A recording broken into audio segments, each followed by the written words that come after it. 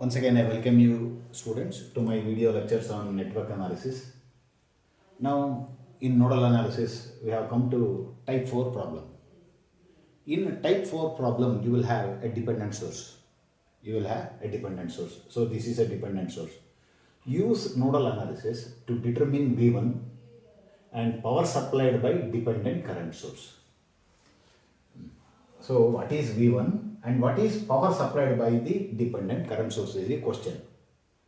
And this is type 4, not type 3. Here, there is no doubt there is a voltage source, but no doubt this is a dependent source and it is connected between non-reference node and reference node. If you take this as reference node, always preferable to have a bottom node to be a reference node, or you can take any of these also as datum node.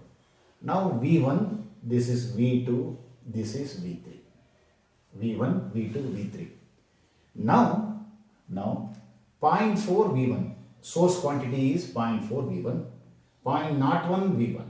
So V1 is controlling these two. Now what you are supposed to do now is in some of the branches you have to mark current directions as you like.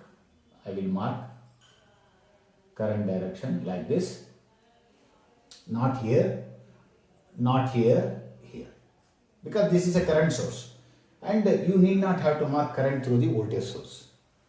First, what is V2? V2 equals 0.4 V1. If this were to be minus, then V2 is equal to minus 0.4 V1, but this is positive. So how many unknowns? First, to start with, 3 unknowns. Now we have expressed one node pair voltage in terms of the other. Therefore, it reduces to 2. 2 unknowns. Therefore, we have to apply KCL at this node as well as this node. Now apply KVL at node 1. Applying KVL at node 1, one incoming current, another incoming current 5 amperes plus this incoming current is V2 minus V1 by 20. Always current flows from higher potential to lower potential. Therefore, 5 plus V2 minus V1 by 20 is equal to V1 minus V3 by 50. This is equation number 1. Always current flows like water flowing from higher level to lower level. Next, apply KCL here. Now one incoming current, another incoming current, another incoming current. All the 3 are incoming currents. V2 minus V3 by 30. V2 minus V3 by 30 plus 0.01 V1. 0.01 V1 plus this current V1 minus V3 by 50. V1 minus V3 by 50 is equal to 0. Now we have to rearrange equation 1 and 2 before solving the two simultaneous equations.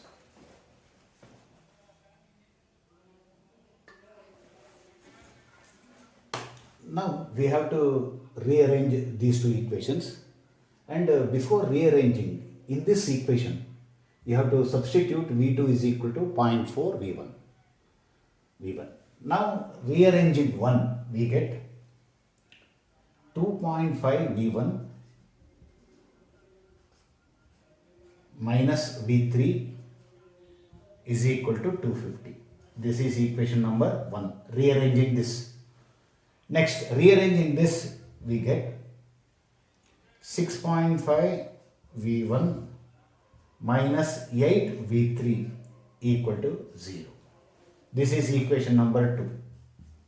Now, we have to solve these two equations.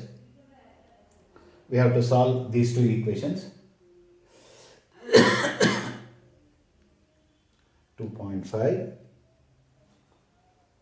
minus 1, 250 6.5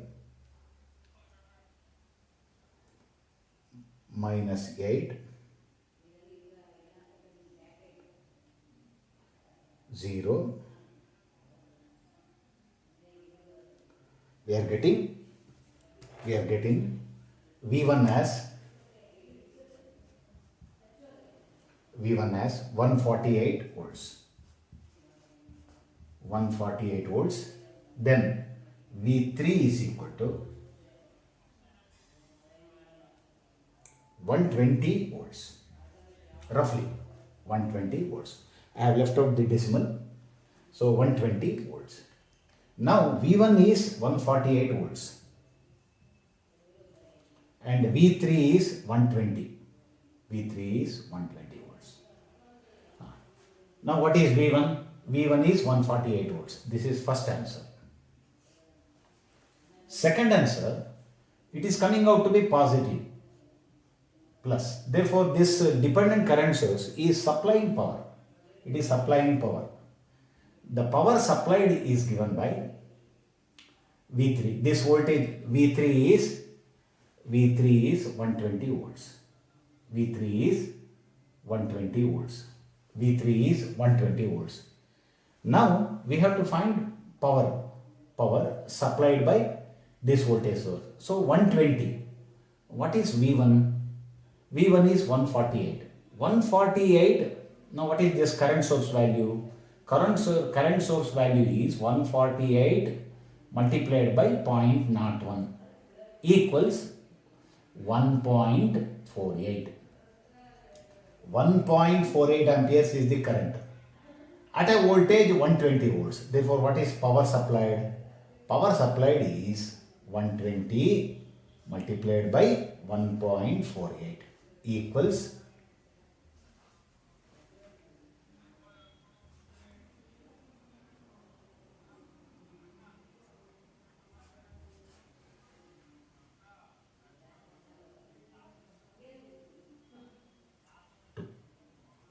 17.76 watts.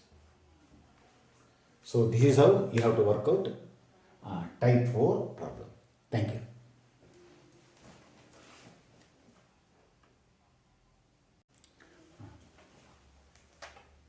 A small correction to the previous problem. To this problem, 120 into 1.48 is not 17.76, but it is 177.6 watts. Thank you.